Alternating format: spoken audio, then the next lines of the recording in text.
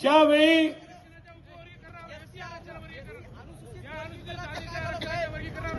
कशाचं हा वर्गीकरण करणार आहे, अंतिम टप्प्यात आहे, काळजी करू नये. राहू दे त्यांचा प्रश्न बरोबर आहे, राहू दे, प्रश्न बरोबर आहे त्याचा बाबा. करणार वर्गीकरण करणार आहे. त्या संदर्भात न्यायमूर्तींचा रिपोर्ट पुढच्या महिन्यात येणार आहे, मग आपण ते करणार आहोत.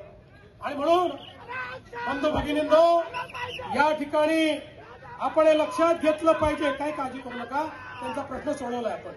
बंधू भगिनींनो, आपण हे लक्षात ठेवा की या ठिकाणी या निवडणुकीच्या माध्यमातून जी आश्वासनं आम्ही देतो ती आश्वासनं आम्ही पूर्ण करणारे लोक तुमच्या आशीर्वादाने या ठिकाणी पूर्ण बहुमत आपल्याला विधानसभेमध्ये मिळालं. देशाच्या इतिहासामध्ये सर्वाधिक आमदार हे आपले या विधानसभेमध्ये तुम्ही निवडून दिले. आणि बघा, तुम्ही आमदार निवडून दिल्यानंतर त्या ठिकाणी आमचे विरोधक काय म्हणायचे? आमचे विरोधक म्हणायचे, आता यांचे एवढे आमदार निवडून आले, आता हे लाडकी बहीण योजना बंद करणार. 1 वर्ष झालं लाडकी बहीण योजना सुरूच आहे.